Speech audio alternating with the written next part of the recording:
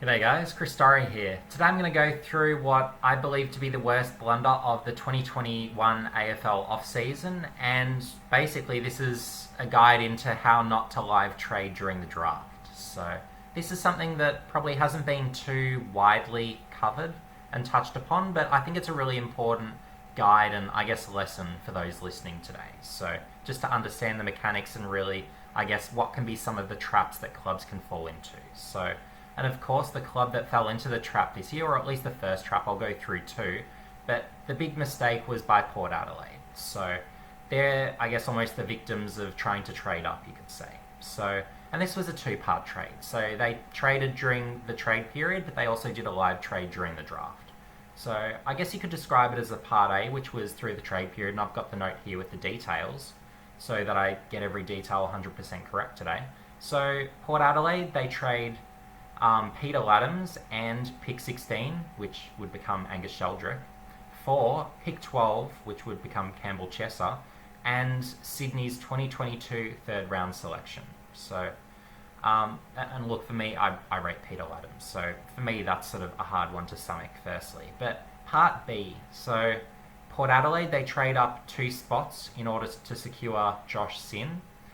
And I guess to do so, they have to trade their 2022 second round selection to make it happen. So basically for the totals, the total ins and total outs, the total ins, we have Josh Sinn and Sydney's 2022 third round selection. And the total outs, Peter Laddams, a pick that would become Angus Sheldrick, and also their 2022 second round pick. So basically, they've moved down in next year's draft. They've traded away the best player in the deal, and at least for me, they've drafted someone who I didn't rate in my top 20, and they could have had players that could have been potentially better, even if they had been a bit further back. So, and it's a lot of effort, basically, to move up to a player they like in the first round and ensure they really get their man. So, basically the lesson here is you don't want to have to trade up twice just for the player that you really want to pick once, ultimately, is the principle that you really want to adhere to at the end of the day, just to ensure you don't have to do a Port Adelaide to move up to the guy you really, really want.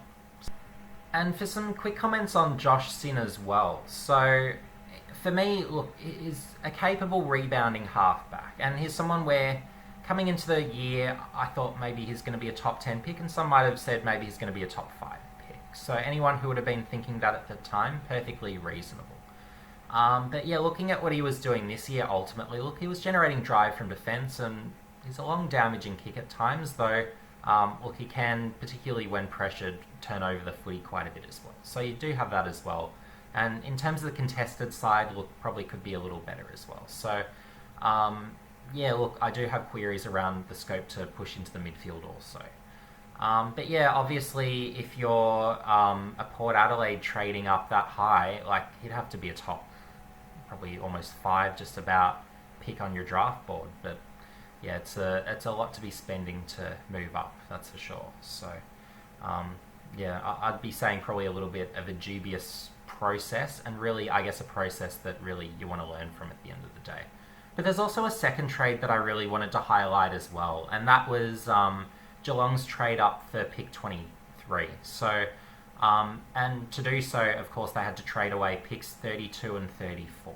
So, what was the logic behind it? Well, basically in Geelong's scenario, they wanted Angus Sheldrick, who they were sure would be there at 2023 because pick 23, because ultimately there wasn't really any projections anywhere that I'm aware of that he would be a first round pick. So for me, he was a surprise first round pick, and I'm sure for all the other draft watchers out there, he was also a surprise first round pick. I rated him quite a lot higher in my power rankings, so I was happy to see him go that high. But yeah, ultimately he wasn't expected to go as high as he did. So yeah, that was the story there. And look, the Bulldogs, they did great by doing so, because it meant they had more points to match bids for Sam Darcy, meaning that basically when they re-enter the draft, they'll be re-entering at a higher spot. So that's fantastic in their situation. So it's a win there. But I guess for Geelong, ultimately, there wasn't another way to get into the 20s. So that's the, I guess, key point there. So they had to jump on that trade with the Bulldogs and just hope Sheldrick would be there. And that's the risk you're taking, and ultimately he wasn't.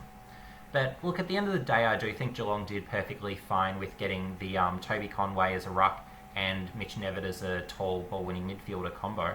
I think that's perfectly reasonable, although Geelong probably don't need the rucks, but I do think Conway is the best of all their young rucks by quite a margin. So I don't personally have a problem with that. But I guess it's a bit like with Port Adelaide, where it's down to that underlying process, where it's not about who you identified as much as, I guess, how you got to, I guess, getting the players that you got, and really not maximising, I guess, the way to go about getting that particular player you're targeting. So for Port Adelaide, it was the making 2 trades and having to keep, I guess, giving away more than really you should to do that, rather than just doing it in one clean step. I think that's probably, I guess, the judgment error there. And then ultimately, with the next one, I'd be saying with Geelong, it's just about, normally you'd really want to wait until you get to a certain pick, and then you can just trade for that pick live and then get the guy that you want. But look, sometimes, as in the Geelong example, it's not that easy. So, but it's just something, as a general principle, you really want to be mindful of these things to ultimately maximise your draft hand and the outcomes that you get for the off-season in terms of what's happening during the trade period and also for the draft. So, but anyway, if you enjoyed this video, make sure you give it a like, subscribe and hit the notification bell for future updates, and I'll see you in the next video.